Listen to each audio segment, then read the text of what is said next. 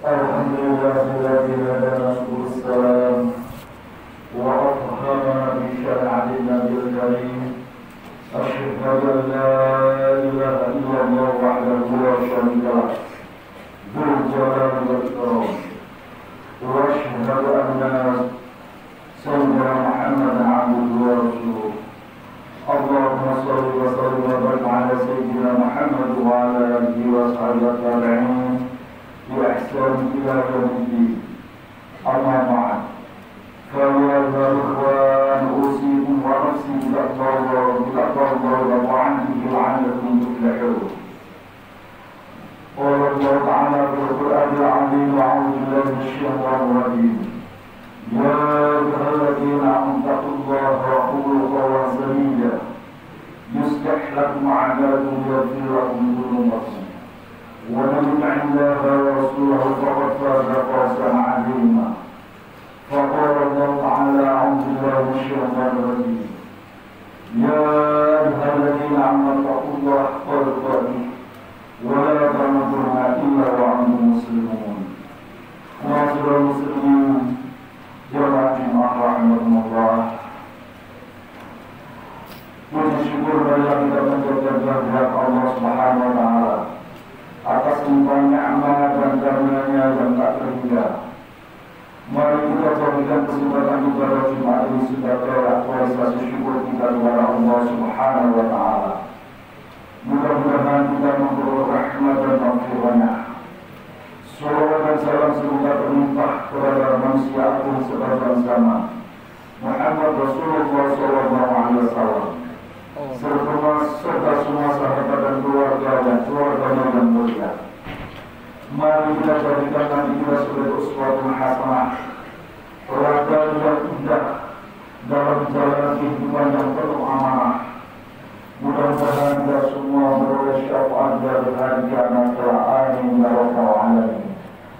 Melalui mimbar Jumat yang mulia ini, kami berwasiat kepada diri pribadi dan jamaah Jumat.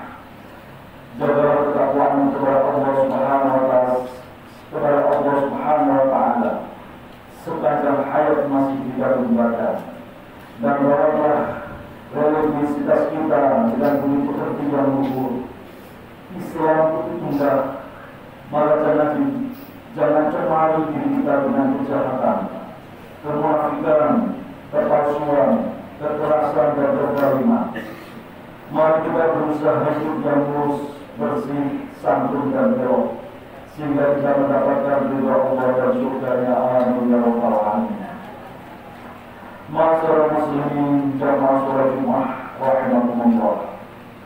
Islam adalah agama yang sangat mendorong umatnya untuk mencari ilmu pengetahuan, menyebarkannya kepada masyarakat luas, dan menggunakannya untuk kemaslahatan dan kebahagiaan hidup di dunia dan akhirat. Karena itu Al-Quran menegaskan bahwa orang-orang yang beriman dan berilmu pengetahuan memperoleh derajat yang sangat tinggi di sisi Allah Subhanahu wa taala, sebagaimana firman-Nya. A'udzu billahi minasyaitonir rajim.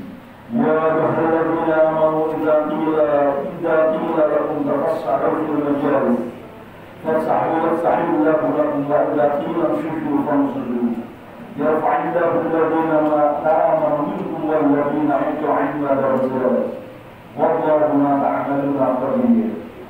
Hai orang-orang yang beriman, apabila dikatakan kepadamu, berlakukanlah dalam majelis-majelis ilmu, maka lapangkanlah, niscaya Allah akan memberi lapangan untukmu.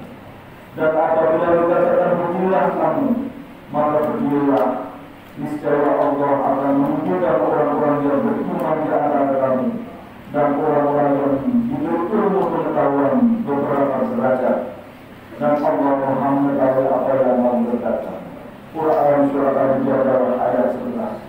Ma'asyiral muslimin rahimahumullah. Dalam istilah mencari ilmu pengetahuan adalah kewajiban individual setiap muslim dan muslimah. Oleh karena itu tak terhitung ayat Al-Quran yang mengajak manusia untuk membaca, berpikir, memahami, mengamati, merenungkan dan menghayati ilmu pengetahuan. Sebagai contoh ayat pertama yang diturunkan kepada Rasulullah SAW Iqra' bismi rabbikal ladzi khalaq, menyuruh Nabi Sallallahu Alaihi Wasallam untuk membaca dengan nama Allah yang Maha Menciptakan. Selanjutnya ada 20 ayat yang menggugah manusia untuk berpikir atau menggunakan akalnya. 13 ayat yang dengan redaksi afala ta'qilun, yang artinya tidakkah kamu berpikir, dan 7 ayat dengan redaksi la'allakum ta'qilun, yang artinya semoga kamu memahami. Selain itu ada ratusan ayat Al-Quran yang secara eksplisit dan implisit menggugah kesadaran manusia untuk merenungkan ciptaan Allah, mencari kebenaran sejati, mengamati objek pengetahuan, menghayati besar kebajikan, dan meresapi berbagai pengetahuan melalui panca indera, akal dan hati. Ada pula ratusan hadis Rasulullah SAW yang mendorong manusia untuk mencari ilmu, mengutamakan ahli ilmu, serta memanfaatkannya untuk kemaslahatan diri di dunia serta kebahagiaan di akhirat.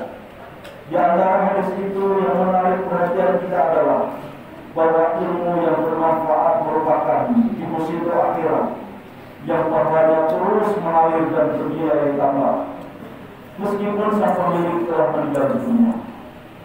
Sungguh karena Allah yang sangat istimewa, betapa bahagianya jiwa kita. Dia mampu menghasilkan ilmu yang bermanfaat. Masyarakat muslimin rahimahumullah, jika kita cermati buku-buku sejarah Islam, berbagai ilmu pengetahuan dan teknologi yang berkembang pesat saat ini pada awalnya digagas dan dikonsepsikan dan ditemukan oleh para ilmuwan muslim melalui proses Iqra' bismi rabbikal ladzi khalaq, membaca dan merasakan kehadiran Tuhanmu. Mereka berusaha mengintegrasikan ilmu dengan iman, pengetahuan panca indera dengan pengetahuan batin, nalar rasional dengan citra spiritual, dan penelitian eksperimental dengan eksplorasi intuisi dari Tuhan. Mereka mengintegrasikan nalar saintifik modern yang terkoneksi dengan kehadiran Rabbul Alamin, Tuhan semesta alam. Karena itu semua ilmu pengetahuan sejatinya terkait dengan Allah Subhanahu wa Ta'ala dan mendorong manusia untuk semakin takut dan tunduk patuh kepadanya. Dalam pengamatan tadi, selain agama atau para ahli agama yang menguasai berbagai disiplin ilmu Islam seperti ilmu tafsir, ilmu hadis, ilmu fikih, usul fikih, sejarah Islam dan sebagainya, para ilmuwan juga layak disebut ulama. Hal ini karena kata ulama yang merupakan jamak dari alim, yang berarti sarjana yang teruji ilmunya atau ilmuwan.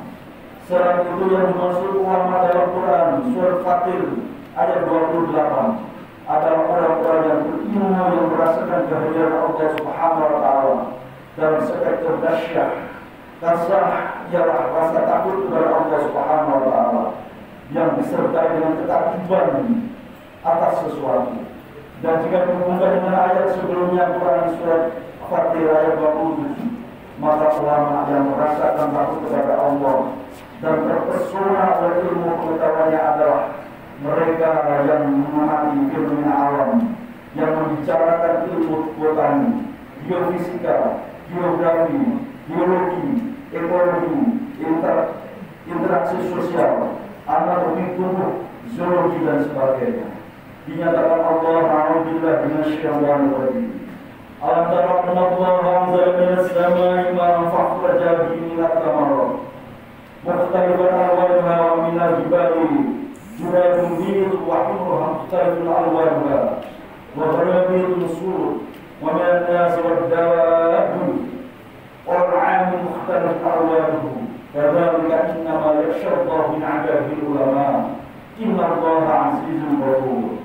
Tidakkah kamu melihat bahwasanya Allah menurunkan hujan dari langit, lalu kami hasilkan dengan hujan itu buah-buahan yang beraneka macam jenisnya. Dari antara gunung-gunung itu ada garis-garis dan merah, garis-garis putih dan merah yang beraneka macam warnanya, dan ada pula yang hitam pekat. Dan demikian pula di antara manusia, binatang-binatang melata, dan binatang-binatang ternak. Ada yang bermacam-macam warnanya dan jenisnya. Sesungguhnya yang takut kepada Allah di antara hamba-hambanya hanyalah ulama. Sungguh Allah Maha Perkasa lagi Maha Pengampun. Ma'asyiral muslimin rahimakumullah. Sebagai pelajar, pendidik dan kaum intelek yang banyak terlibat dalam proses pendidikan, penelitian dan kajian sosial, kita hakikatnya adalah orang-orang yang sedang berproses menjadi para ulama, seperti dimaksud dalam Quran surat Fatir ayat 28, 27 dan 28. Dengan demikian, tugas dan tanggung jawab keilmuan kita tidak sebatas menyampaikan kebenaran ilmu pengetahuan yang kita miliki, tetapi juga berusaha mengaktualisasikan ilmu pengetahuan sebagai sarana transformasi spiritualitas iman kepada Allah. Ilmu yang kita sampaikan hendaknya mampu menumbuhkan rasa khasyat dan ketakwaan kepada Allah Subhanahu wa taala pada pemiliknya. Hal ini menjadi tantangan yang berat bagi kita, mengingat ilmu alam dan sosial saat ini telah dipisahkan atau dipaksa terpisah dari peraturan kehadiran Tuhan. Padahal ilmu pengetahuan alam atau disebut karunia pada awal diteorisasikan sangat dekat dari sistem atau aturan Allah Subhanahu wa taala. Ilmuwan muslim menyebutnya dengan sunnatullah, yang artinya aturan Allah, sistem kepatuhan material kreasi Tuhan. Jika kita merujuk pada ayat-ayat suci Al-Quran yang menjelaskan tentang proses penciptaan alam, manusia, hewan dan tumbuhan, maka kita akan menemukan beberapa kata sunnatullah, seperti dalam Quran surah Al-Ahzab ayat 38, dalam Quran surah Al-Ahzab ayat 38 dan 62, Quran surah Fatir ayat 43, Ghafir 85, dalam Al-Falaq ayat 23. Sunnatullah sangat lekat dengan proses penciptaan manusia dan pengembangannya serta dalam kehidupan manusia. Dari sinilah lahirlah ilmu kauniyah atau ilmu alam yang merupakan perwujudan dari teori-teori dasar yang bersumber dari konsep sunnatullah. Sayangnya ketika ilmu cabang filsafat itu dikembangkan di Eropa, para penemunya tidak mengaitkan dengan sunnatullah atau sistem aturan Allah. Akibatnya kita lebih akrab dengan sebutan bencana alam, bukan takdir Allah atau sunnatullah. Padahal itu sebenarnya aturan Allah tentang penciptaannya. Ma'asyiral muslimin rahimakumullah. Barat atau Eropa mencapai kemajuan di bidang ilmu pengetahuan dan teknologi seperti sekarang ini. Umat Islam sudah mendahulunya selama 6 abad, sejak tahun 611 sampai tahun 1450 Masehi, zaman dinasti Abbasiyah. Masa kejayaan perkembangan kita di dunia Islam terjadi antara tahun 750 sampai dengan 1100 Masehi. Pada masa kekhalifahan Bani Umayyah di Andalusia Spanyol, Cordoba, dan dinasti Abbasiyah di Baghdad, Irak. Sayangnya ketika Islam mengalami kemunduran, orang-orang Eropa yang belajar ke negeri Islam saat itu mengambil semua pengetahuan Islam dan mengubahnya menjadi ilmu-ilmu murni yang tercabut dari akar penciptaan atau kreativitas Tuhan. Ma'asyiral muslimin rahimakumullah.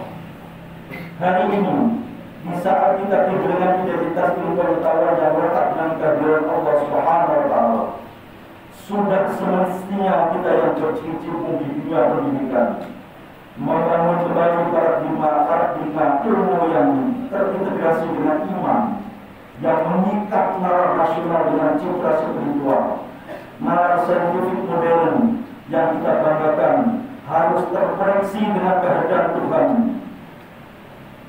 Salah satu upayanya adalah kita menelaah dari para filosof muslim yang merintis berbagai ilmu pengetahuan